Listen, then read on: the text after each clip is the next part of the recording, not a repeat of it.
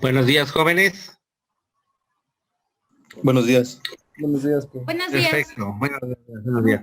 ¿Qué les pareció los apuntes que les mandé para podernos apoyar en lo que vemos en esta sesión y que tengan como diríamos, un resumen de lo que se tiene que ver para que sea sea muy práctico?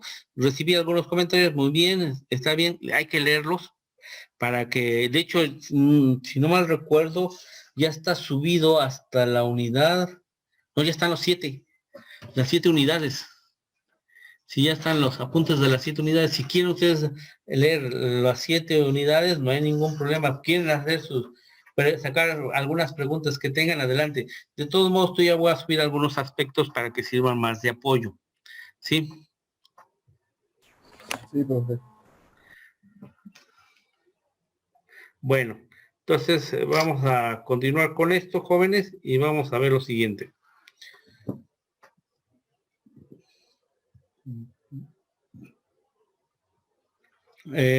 Cuando hablamos de cierta manera, ¿en qué consiste la libertad contractual? La libertad contractual consiste precisamente en aquella libertad que tienen las partes para obligarse en términos del contrato que van a suscribir. En materia civil existen una infinidad de contratos y sobre esa infinidad es para todo lo que podamos hacer con otras personas hay un contrato. Sin embargo, en algunas ocasiones podemos no tener contratos, pero podemos celebrar un contrato verbal. Yo les recomiendo, jóvenes, que siempre su contrato sea por escrito. Es indispensable que sea por escrito porque de esta manera lo que va a pasar es que ustedes, en caso de alguna controversia en cuanto al cumplimiento del contrato, ustedes ya tienen este elemento. Este elemento es sumamente importantísimo que ustedes cuenten con él. Sí, porque ahí se establecen los términos, las condiciones, las obligaciones, cuándo inicia, cuándo termina, si hay alguna contraprestación o prestación que se tenga que hacer. Eso es sumamente importante y de esta manera ustedes quedan ya establecidos. ¿Qué efectos produce un contrato? Un contrato puede ser instantáneo, de trato sucesivo, ¿sí? De hecho, hablaríamos de los tipos de contratos que nos maneja. ¿Por qué? En la compraventa es un contrato inmediato. Yo pago, ¿sí? Si es un bien inmueble, me entregan el bien inmueble vía escritura pública ante notario. Se acabó.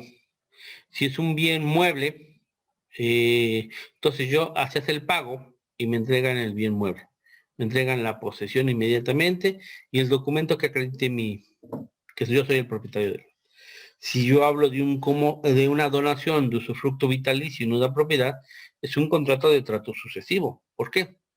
Porque en este caso estamos hablando de que la persona quien hizo la donación va a vivir en ese inmueble hasta el último día de su existencia. Una vez que esta persona ya no exista, entonces él, el que recibió la donación, asumirá la nuda propiedad del mismo. Y entonces así nos vamos a ir viendo. En un contrato de arrendamiento, pues hablamos precisamente de que rentamos algo, un inmueble, estamos pagando por la renta de ese inmueble y por tal razón nosotros tenemos el derecho de usar, gozar y disfrutar del inmueble, ¿sí?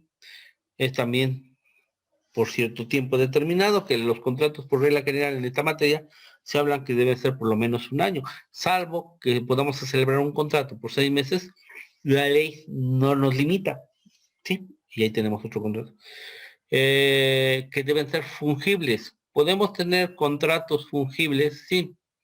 Bienes fungibles son bienes que existen, por ejemplo, si nosotros compramos semillas, compramos café, cacao, trigo, cereales, todo eso, son bienes que también tienen que tener una cierta y determinada característica, ¿sí?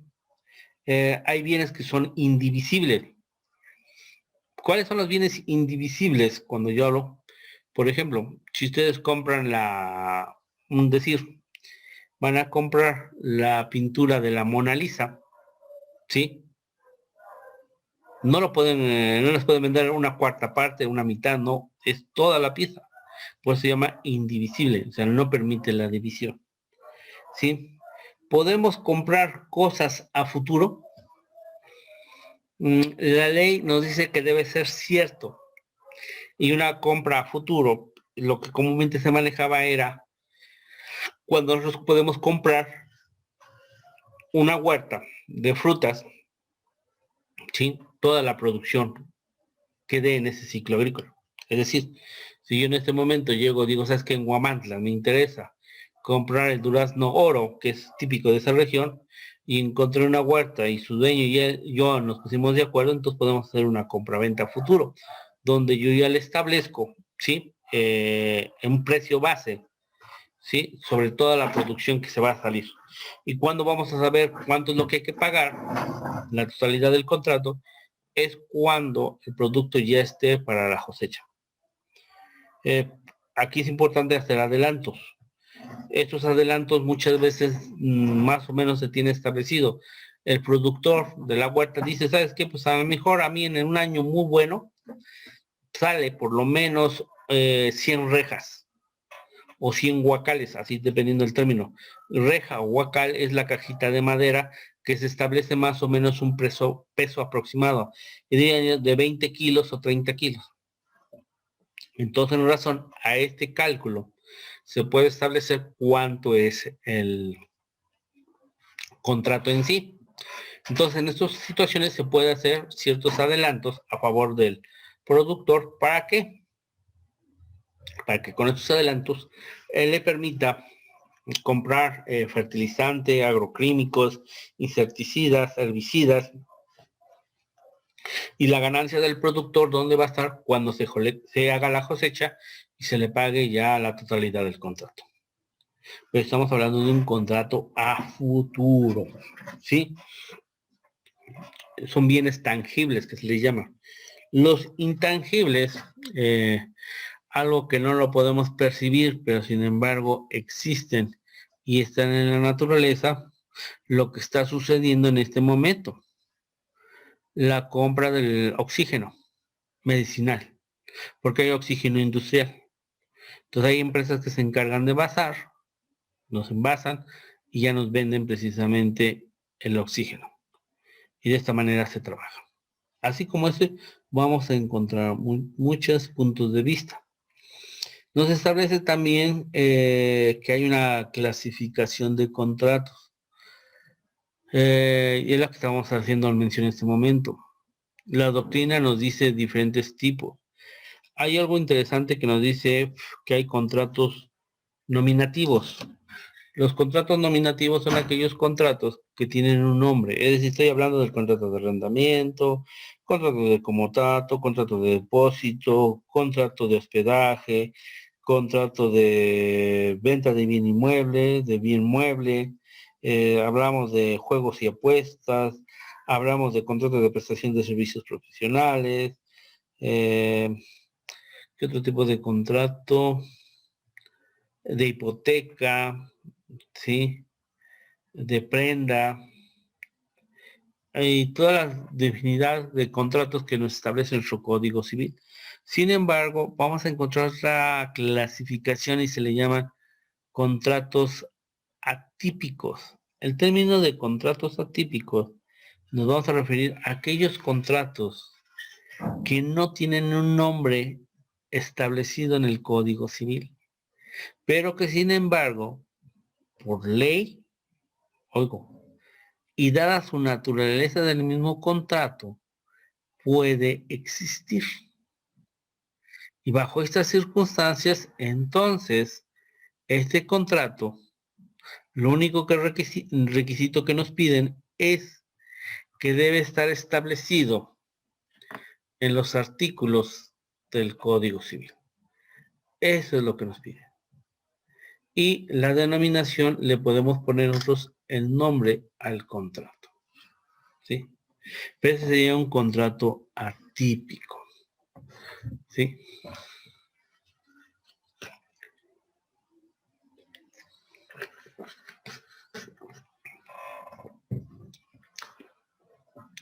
Y de esta manera Este contrato existe en la vida legal. Por regla general nos dicen cómo se va a interpretar los contratos. Cuidado con este aspecto, jóvenes. Es sumamente importantísimo, ¿eh? Cuando ustedes tengan la necesidad de realizar un contrato determinado, ¿sí? Es necesario que ustedes vayan y lean el Código Civil sobre ese contrato en particular que van a hacer su análisis, que van a redactar. Y les recomiendo también al mismo tiempo que lean la jurisprudencia que se haya emitido en relación a este contrato en especial.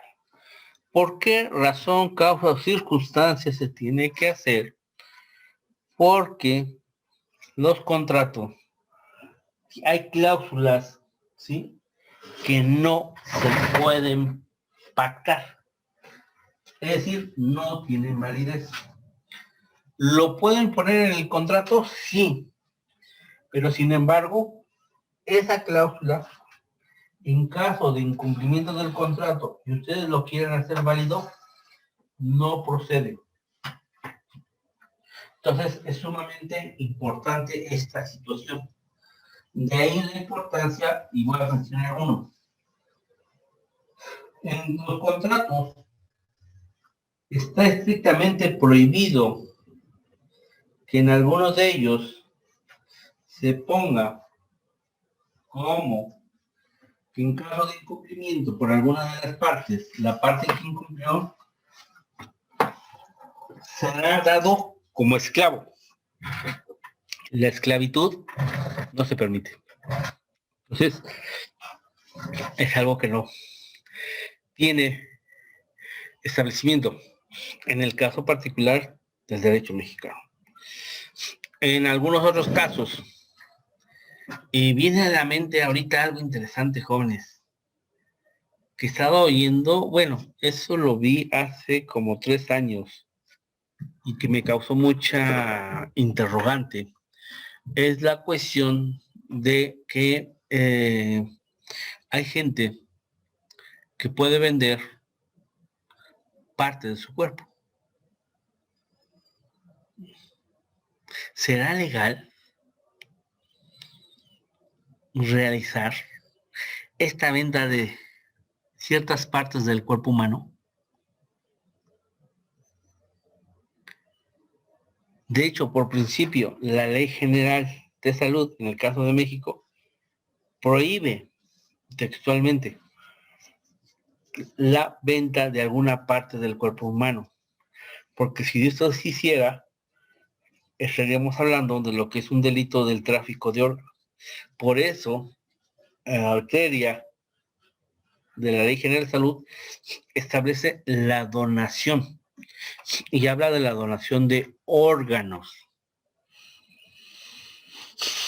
Y esta donación de órganos se va a poder hacer solamente en caso de que acaeciera la muerte del donador. Y en estos momentos se hace la donación. Por eso durante muchos años estuvo una campaña de, dice, sé un donación altruista, ten la tarjeta y todo lo demás, te registras, te hay un banco de datos y en el momento que sucede una situación, te establece que eres donador. Y aún así todavía se le pide a los familiares la autorización sobre este aspecto. Pero, entonces aquí tenemos esta regla interesante.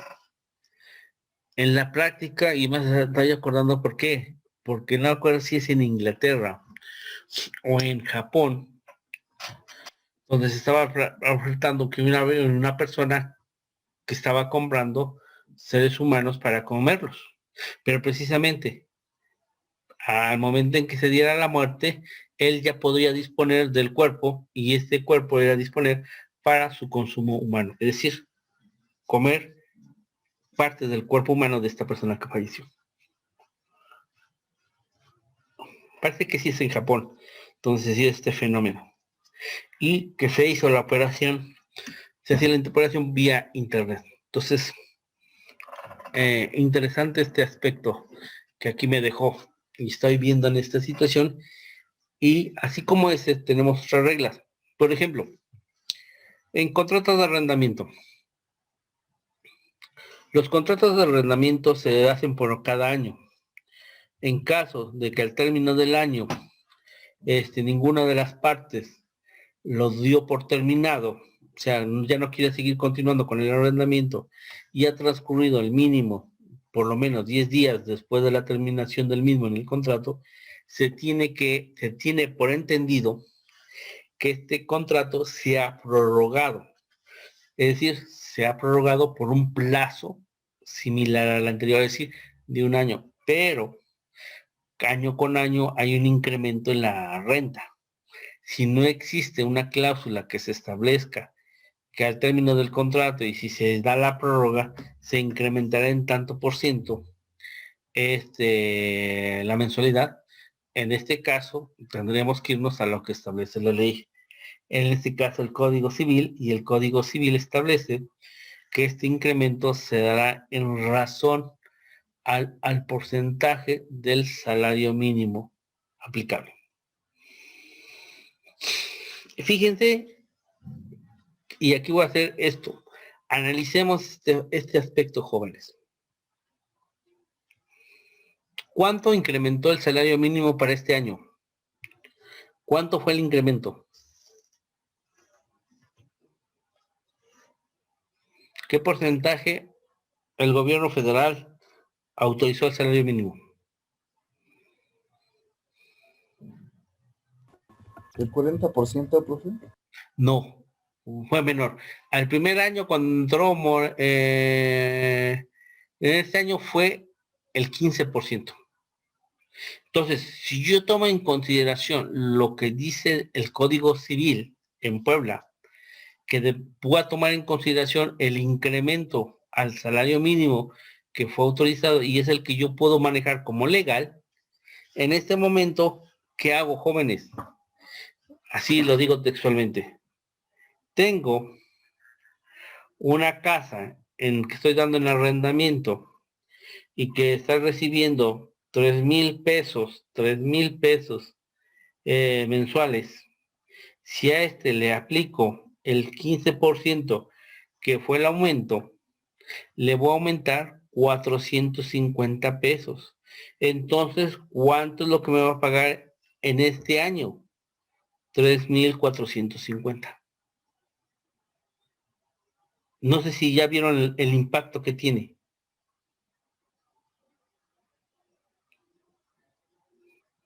Legalmente y por ley, yo le voy a aplicar el 15%, porque fue el incremento al salario mínimo que sufrió.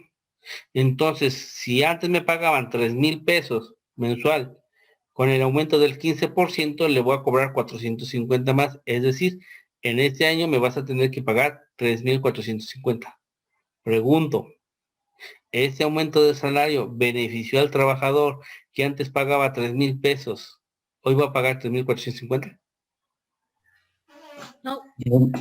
No, eso es lo que quiero que veamos, porque a veces es una cuestión interesante. Hay ciertos aspectos en los cuales dicen, es que hubo el aumento del salario, sí, que le va a beneficiar al trabajador. No, cuidado, porque hay muchos productos o bienes y servicios que dado al porcentaje del incremento en el salario, se elevan estos precios. Y yo, como arrendador de esta vivienda, por ley, no se puede negar el inquilino a no pagarme este incremento, porque la misma ley establece. En los contratos tradicionalmente de arrendamiento se pone que te voy a incrementar al año en caso de una prórroga un 5%, un 10%, y algunos consideraban que ya el 10% era exagerado. Ahora, yo te puedo decir, ¿sabes qué? No te voy a aplicar el 10%, te voy a aplicar lo que establece el Código Civil y en el artículo tal me dice que es el incremento del salario mínimo y en este momento te aplico el 15%. Y estoy hablando de la parte que me dice la interpretación de los contratos.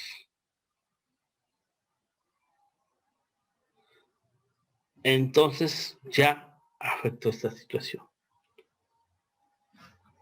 Eso es lo que llamamos interpretación de los contratos. De hecho, hay otra cosa interesante. Todos los contratos, ¿sí?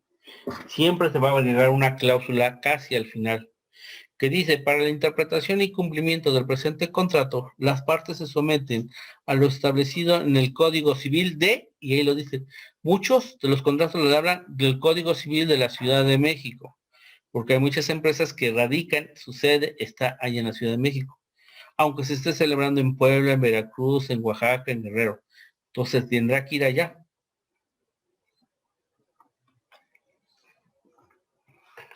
Ahora, si estamos en Puebla y queremos hacer un contrato, bueno, pues el contrato lo vamos a hacer aquí en Puebla. Y vamos a aplicar el Código Civil de Puebla. Y para el cumplimiento del contrato tendremos que solicitar la competencia de los tribunales de la ciudad de Puebla. Es así como se trabaja. Y entonces Puebla tendremos que aplicar su Código Civil y sus tribunales para esta interpretación y cumplimiento del contrato. Así como este tipo de cláusulas, es necesario encontrar otras cláusulas que se pactan en los contratos. Y entonces, bajo esas cláusulas, siempre tenemos que revisarlo y establecer. Y voy a manejar una cláusula interesante en este momento. En un contrato hay una figura jurídica que se llama un aval o fiador. En algunos contratos exigen al aval y al fiador. Si el aval o el fiador al momento de la redacción del contrato dicen, sí voy a ser responsable con el deudor principal, pero hasta en un 40% de la suerte principal del mismo, queda limitado, ¿sí?, esta participación del aval o del fiador. Es decir, caso similar, contrato de arrendamiento que se pide precisamente un aval, en el caso del aval. Si el aval dice sí, soy aval del arrendador, pero hasta en un 40%. Entonces, si el que celebró el contrato no se percata, el arrendatario, de esta condicionante, ¿qué va a pasar? En caso de que el inquilino entre en mora y no ha pagado, y le piden al aval que pague por el deudor, dice, sí, bueno, ¿cuánto es lo que deben? Estamos hablando de 3,400, ¿sí? 3,450 que era por mes, por 3 meses, 10,350, y que por cada mes le aplicamos el interés de rezago de 3,400, estaríamos hablando de 345, 700 pesos de interés, pongámosle así, más 700 pesos de interés, entonces estaríamos hablando de 700 pesos, de 10,300, 11,000 pesos, pongamos más o menos. Entonces sería 11,000 pesos lo que debe ya el inquilino. Pero como ustedes dijeron que nada más le iban a pagar el 40% por punto 40, ustedes de esos 11,000 pesos únicamente van a pagar 4,400. Y ustedes están cumpliendo con el contrato y están cumpliendo con ser avales o fiadores, pero para este monto. De hecho, la ley en ningún momento exige que el aval o fiador, ¿sí?, si no lo expresa textualmente cuál es el porcentaje que va a ser aval o va a ser fiador, se tendrá por hecho que asume la responsabilidad del 100%. ¿Mm?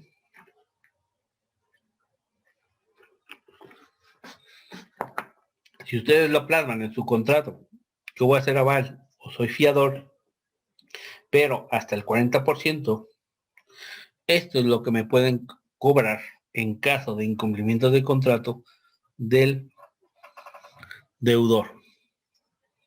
y por ley no les podrán cobrar más. Entonces, aquí tenemos otra cláusula, otra interpretación, chicos. Y entonces tenemos esa cuestión. Bueno, entonces, así como este detallito, tenemos que ir viendo punto por punto en cada uno de los contratos que estamos celebrando. Todos los contratos tienen características interesantes. Por ejemplo, hablamos de la donación. Y la donación nos dice que el donante no podrá disponer de todos sus bienes, ¿sí?, en favor de alguna otra persona que se lo haya dado, si no se quedan con bienes para que ellos puedan subsistir, ¿sí?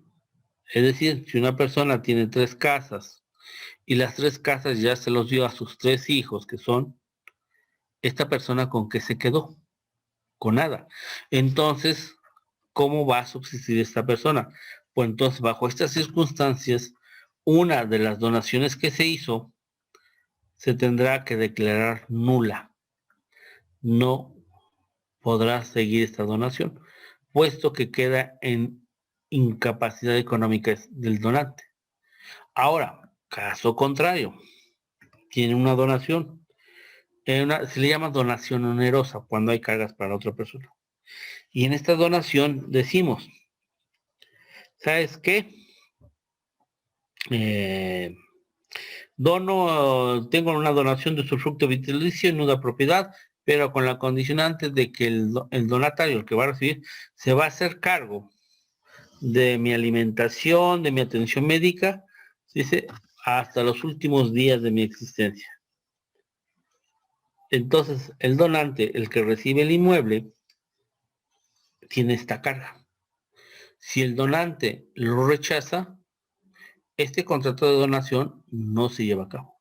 Si el donante, quien va a recibir, acepta esta carga, porque hablamos de la carga onerosa, entonces él tiene la obligación de cumplir con esto. Si el donante que recibió no cumple con alguna de los establecidos en esta cláusula, se revoca la donación.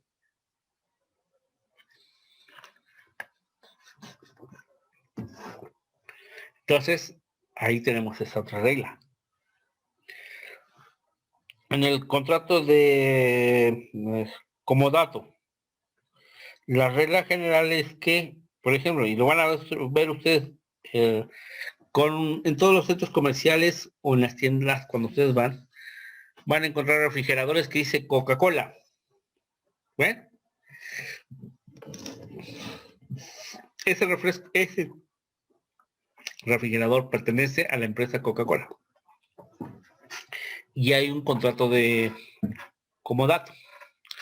La regla en ese contrato de comodato se estableció que únicamente en ese refrigerador podrán estar productos de la empresa que les va a proveer, ¿sí?, de esa marca. Si ustedes abren un refrigerador de Coca-Cola, no van a encontrar refresco de Pepsi, por decirlo así. No van a encontrar de cerveza X, por ejemplo. Es exclusivamente para... Cuando sucede que ustedes no cumplen con estos términos, ese contrato va a ser revocado. Ese contrato se podrá dar por terminado. Entonces, son las reglas que tenemos nosotros. Esta es la parte que a nosotros nos toca, en especial, su análisis. Entonces, vamos así. Otro. Me voy con un contrato y una cláusula. Estoy de acuerdo en ese momento. Si ustedes rentan, o más bien dicho, les dan un usufructo de una finca, ¿sí? Así sea, contrato de usufructo de una finca. ¿Cuál es la cuestión que ustedes van a hacer? Ustedes podrán usar y disfrutar de todo lo que produce la finca, pero tienen la obligación de cuidar que la finca lo que tiene nunca debe de mermar. Por ejemplo, si ustedes recibieron una finca y recibieron 10 cabezas de ganado menor, llamémosle caprino, ¿sí? O borregos, que le llamamos. Y resulta ser que van a tener esa finca en usufructo por 5 años. Bueno, durante esos 5 años, estos ganados se va a incrementar. Es decir, si fueron cabras, chivos o borregos, al año resulta ser que tenían un semental y 5 hembras, que diga 9 hembras. Al año se tiene establecido por lo menos 9 crías, ¿sí? Entonces, en el primer año, por lo menos van a haber los 10 animales y 9 crías, mínimamente. Póngase que unas o dos se hayan muerto, porque es normal la naturaleza. ¿Sí? O un descuido. Va a haber 7 animales, crías. Al segundo año, esas crías resulta ser que hubo 2 machos y 5 hembras. Bueno, pues esas 5 hembras más las 9 hembras que tenemos, van a tener sus crías, vamos a tener 14 crías en el segundo año. Y esos 2 machos podemos hacer lo que comúnmente se hace es intercambiarlos, cambiarlo para cambiar el semental y buscar otro semental. Entonces, ¿qué quiere decir? Llegado a los 5 años, probablemente ya se tenga, por lo menos, así más o menos, al paso que vamos, 50 cabezas de ganado menor. ¿Qué pasa si ustedes al término de los 5 años reciben nada más las 10 crías? Espérame, ¿dónde están las 10 que iniciaron? ¿Dónde están sus crías? ¿Dónde está lo demás? Se incumplió con ese contrato, porque aquí en cuestión de fincas, nomás podrán usar y disfrutar lo que produce, pero no disponer. Y el término disponer es vender, enajenar, eso. ¿Sí? Pero ¿qué pasaría si yo intercambio un animal por otro animal? Ahí no estoy vendiendo, estoy haciendo un intercambio. Llamaríamos la figura de la permuta.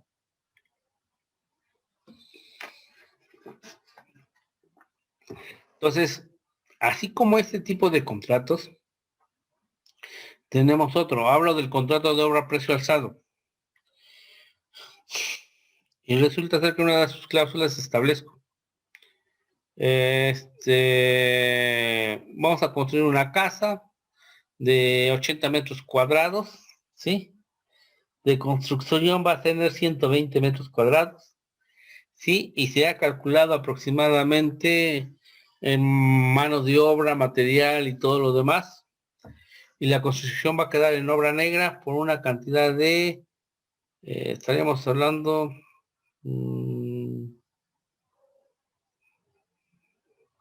600,000 pesos, más o menos. Y eso debe estar ejecutado en un plazo de 3 meses.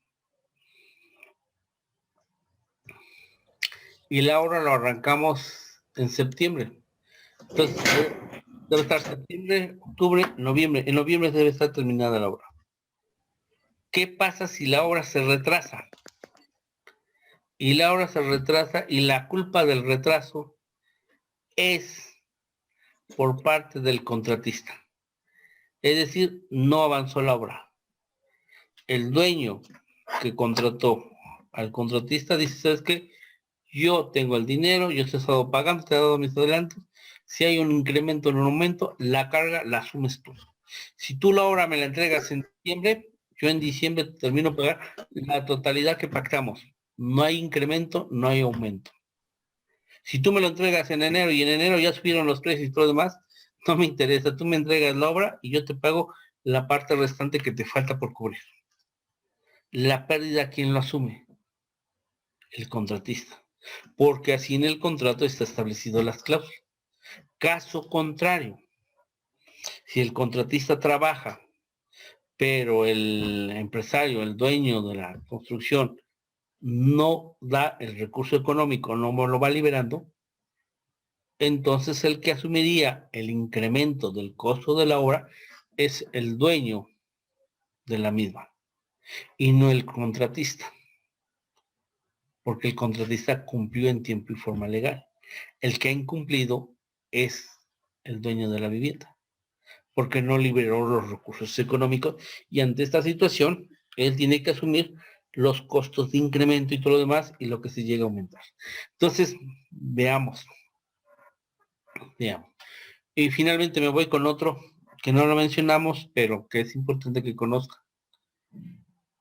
Un contrato de crédito hipotecario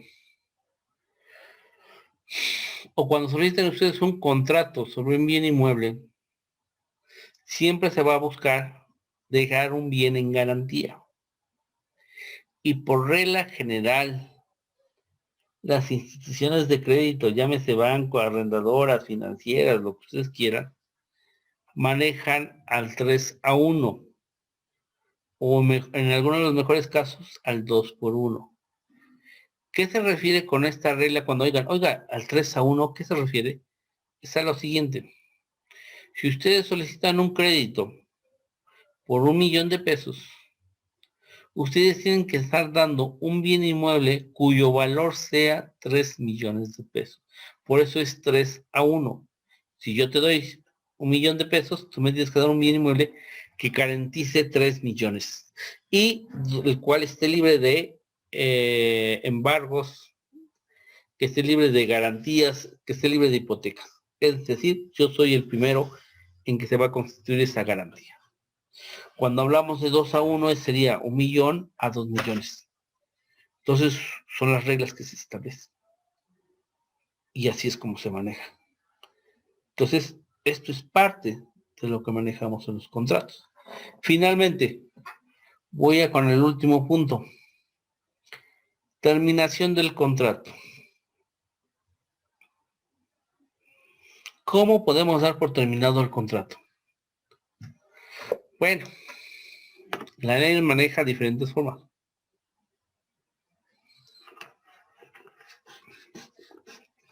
El primer punto es por el plazo. Es decir, las partes cumplieron con todas y las condiciones establecidas en el contrato y el contrato era nada más por un año. Se celebró el 1 de enero del año 2020, concluyó el 1 de enero del año 2021. Se acabó. Es decir, por el plazo fijado. Otro, y aquí hay que tener mucho cuidado, por la muerte de alguno de los contratantes. Pero hay que tomar en consideración la naturaleza del contrato. ¿Sí? Porque en uno extingue obligaciones y sigue el contrato. Rápido. Yo hablo de la donación de usufructo vitalicio y nuda propiedad.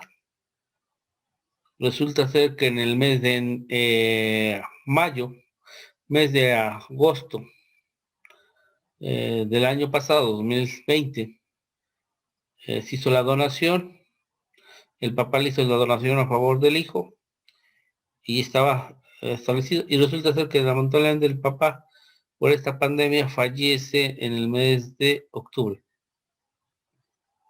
Ahí se acabó la responsabilidad y entonces el usufructo vitalicio ahí concluyó. Y dando lugar entonces ahora la nuda propiedad en favor del hijo. ¿Sí? En un contrato de arrendamiento, el arrendador fallece, el inquilino sigue estando viviendo. ¿Qué va a pasar? ¿Se va a terminar el contrato? No. El inquilino lo que tiene que hacer es estar pagando a la persona que represente los intereses del arrendador que falleció. Y en este caso, ¿quién sería? Para esto se tiene que abrir una sucesión intestamentaria. En esta sucesión intestamentaria se tiene que designar un aval, albacea provisional, perdón, y ese albacea provisional es el encargado de administrar todos los bienes de la persona que falleció. Ahora, el inquilino, para no caer en mora y todo lo demás, tiene que estar depositando, si tenía un hijo, pues lo puede estar depositando a favor de un hijo, y este hijo tiene que darle el recibo correspondiente. O la persona que llegue y le entregue el recibo. Entonces ahí tenemos esa cuestión. ¿Sí? Habría que revisar en qué términos y bajo qué condiciones el contrato se acaba. ¿Sí? Otro. Por el cumplimiento de la obra. ¿Sí? Caso que estamos hablando del contrato de obra a precio alzado, que estamos hablando. Se fijó que la obra iba a estar terminada en 3 meses. Pero dice el dueño de la casa, a mí me urge. Dice el contratista, bueno, si te urge y tiene los recursos económicos, está listo en 45 días. Perfecto. Entonces, el contratista cumple, contrata más gente, realiza todo esto y en 45 días está terminada la casa. El dueño, el empresario, le paga y se acabó. Es decir, no fue necesario esperar los 90 días. A mitad de tiempo se cumplió. Otro. Vamos a manejar la explotación de un banco de arena. ¿Sí? Y resulta ser que el dueño que dio este banco de arena lo vendió, estableció que probablemente este banco iba a durar más o menos aproximadamente un año. Pues resulta ser que a los 3 meses se acabó la arena. Y ya no hay que sacar nada en ese terreno. ¿Es necesario seguir con ese contrato hasta un año? No, porque ya se acabó. Entonces, al acabarse en ese momento, se extingue. Ya no hay nada que hacer. ¿Sí? Caso contrario, tenemos un contrato que dada la naturaleza, en un momento fue negociable. Es decir, ¿qué me gustaría? ¿Qué tipo de contrato podría ser? ¿Qué contrato podría ser como ejemplo? Hipotéticamente, digamos, hipotéticamente, lo voy a manejar de manera hipotética. ¿Sabes qué? Hablamos de la compra de maíz y se puso un precio base en este momento de maíz, precio kilo, 5 pesos, ¿sí? Y resulta ser que hubo una gran producción de maíz en México y que el precio kilo de maíz se desplomó a 2 pesos. ¿Es costeable llevar a cabo este contrato de 5 pesos cuando el precio en el mercado está de 2 pesos? No. Bajo esas circunstancias se considera que este contrato es incosteable. ¿Por qué? Porque habrá una pérdida. Entonces, bajo estas circunstancias, no se lleva a cabo y podemos dar por terminado. Otra forma de terminación de los contratos es por mutuo acuerdo. Esto es lo más común. Las partes llegan a un arreglo, dicen se fijó el contrato por 5 años y resulta ser que pues, ya se cumplió las expectativas que queríamos en 2 años. De mutuo acuerdo los dos dicen, ¿sabes qué? Doy por terminado el contrato y se acabó. Hay contratos unilaterales. En este tipo de contratos unilaterales, una de las partes lo puede dar por terminada anticipadamente y lo único que bastará es informarle a la otra parte su deseo por darlo por terminado y se acabó.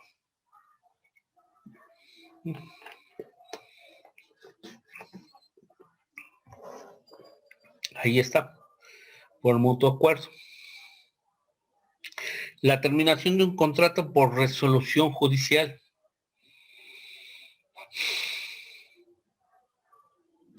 Esto lo vamos a ver mucho en los contratos de arrendamiento, cuando se demande la terminación del contrato de arrendamiento por falta de pago de rentas, que se llama por incumplimiento de pago, y se termina anticipadamente el contrato y se ordena su desalojo de la misma.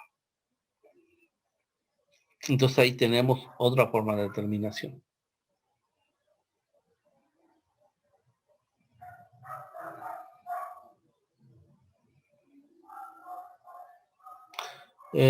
Otra forma de determinación que se va a manejar por el contrato es cuando hablamos de una novación. ¿Qué es la novación? Palabra jurídica que significa algo nuevo. Es decir, teníamos un contrato de mutuo con interés y resulta ser que el contrato de mutuo con interés que se celebró en este momento, que estaba celebrado a 3 años, y por la crisis económica que se tiene actualmente, el país ya no es posible, la persona que está pagando, y hace una renegociación de ese contrato de mutuo con interés, y se va a 6 años, ¿sí? Pero resulta ser que la mensualidad va a ser mucho menos, el interés va a ser menos.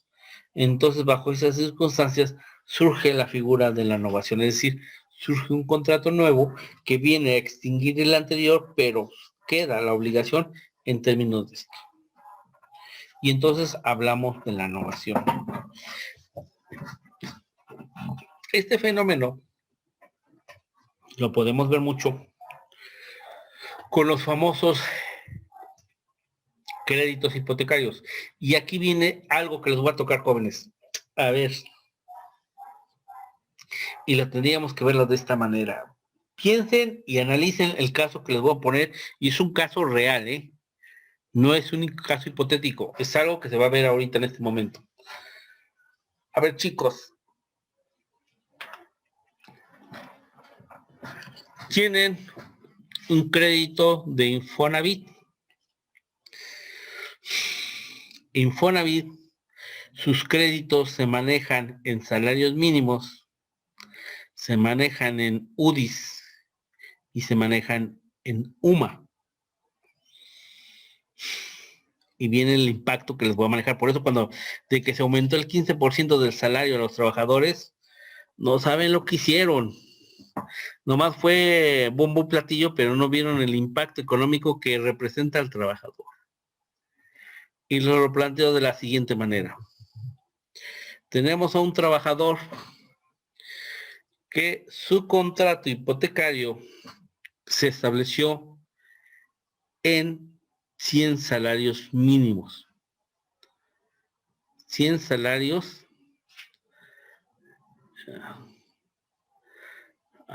digamos no, que sea, porque 100 es muy poco, por lo menos estaríamos hablando de 250 salarios. 250 por 102 pesos que se estaba pagando, ¿sí? 250 por 102 pesos eran 2,550 pesos. No, pero me está mal aquí. Entonces sí, dejamos 100 por 102. Ajá. A ver, 100 salarios por 102 pesos.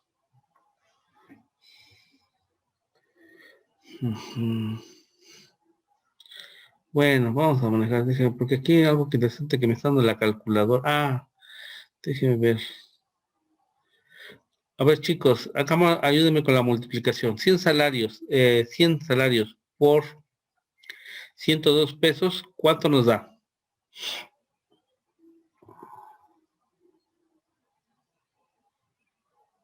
10,200. 10,200 sí lo estoy viendo, entonces sí está muy elevado. 100 salarios, porque 10,200 pagar mensualmente es muy alto. Entonces, Bueno, pongámosle, sí, por eso lo estoy viendo. Pongámosle que sean 50 salarios, que sería la mitad. Podríamos 50 por 102, 5.100, supongamos así. 50 salarios mínimos por 102, que es el salario mínimo de hace un año, estaríamos pagando de 5.100. Ahora, dejemos los 50 salarios, multipliquemos por 100, si no mal recuerdo, 148 pesos que estaba. Se va a 7.400 pesos. De 5.100 a 7.400 pesos. ¿No es caro?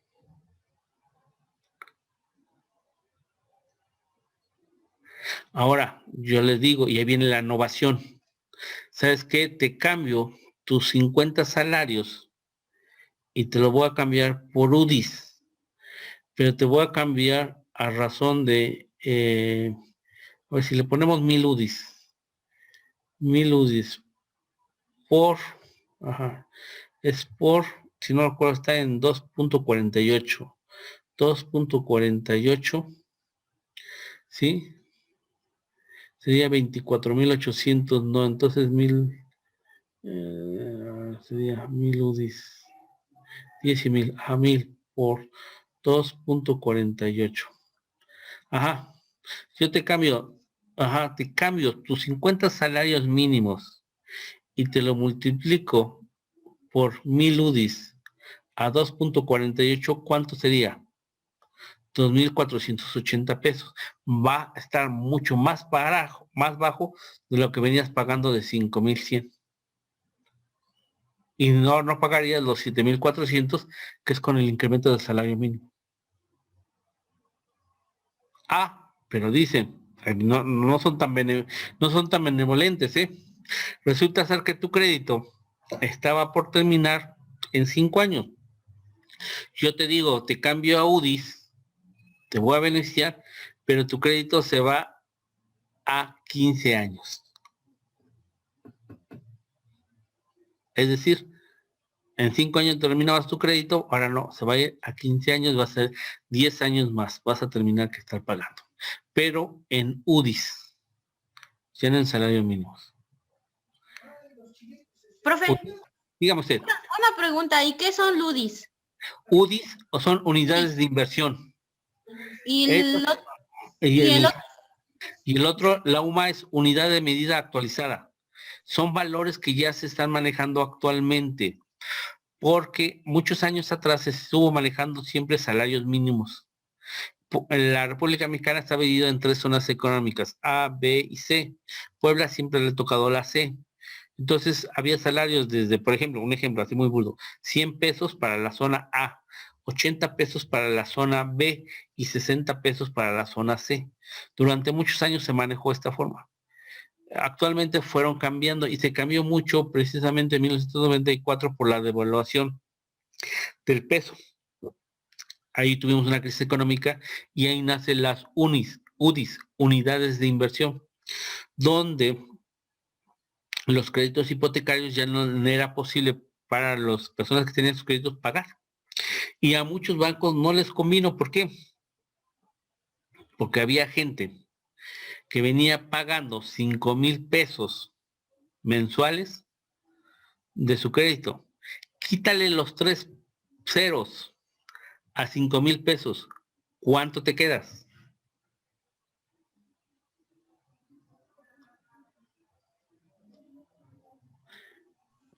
Elimina los 3 ceros. ¿Cuánto te quedas? ¿5 pesos? 5 pesos. Exactamente. Y el banco no quiso. Así. Si tú le quitas a una mensualidad de 50,000 pesos, que era lo más común, 50,000 pesos, quítale 3 ceros, te quedaste con 50 pesos. Entonces el banco se había afectado y cambia y entra con las UDIs, unidades de inversión, y le empezó a decir, ¿sabes qué? Te lo voy a cambiar y te modifico, te conviene, pero amplió el plazo. Y en salarios mínimos, pues la gente también se vio afectada. Entonces, actualmente vamos a encontrar este tipo de monedas. Salarios mínimos, UDIs y UMA.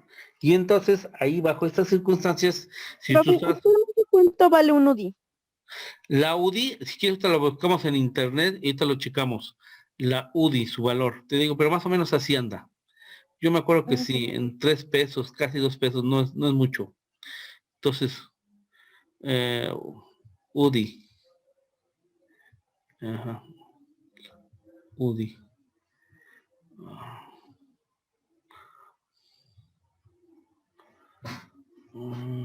UDI. Un valor. Dice que 6.66. ¿Cuánto? ¿Cuánto? 6.66 en el 2021. Sí, UDIs. Ajá, el valor de UDIs, vamos a ver ahorita. UDIs en 20. Ajá, valor de UDIs, mira, el 23, aquí tenemos 6.43. Está muy barato, de por sí, pero no tanto es lo barato, sino por el valor de la UDI, multiplicarlo por el número de que te está manejando y multiplicamos por los años. Ahí es ahí donde está. Y es que la UDI va a ir aumentando en razón al incremento que tengamos. Y eso se maneja diariamente. Entonces, ahí está. Ahora, busquemos el valor UMA.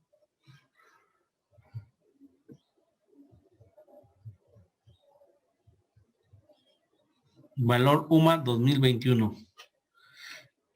Ajá. Está el diario, ahí está, 89.62. En el 2020, 86.88. En el 2019, 84.49. En el 2018, cuando entró en vigor, 80.60. Si se dan cuenta, el UDIs y la UMA lo que tienen es que van incrementando su valor. A medida que pasan los años, su valor va siendo más. Entonces es la que tienen. Pero ahorita con salarios mínimos, hay que pensar los jóvenes porque usted sí les va a pegar a los del Infonavit, a los del ISSSTE, FOBIST y todos los que tengan créditos de esta naturaleza. Profe, ya se va a cortar. Sí, bueno, jóvenes, sigan leyendo ya la unidad 4, que son contratos preparatorios. Les voy a subir 2 contratos y favor de requisitarlos en términos del Código Civil de Puebla. Y esa va a ser la actividad. ¿Listo, jóvenes? Que tengan un excelente fin de semana. Estamos viendo. Igualmente. Lean sus notas, lean sus apuntes, ahí están de apoyo. Gracias. Vale, nos vemos, gracias. Adiós, profe, gracias. Adiós, adiós, adiós.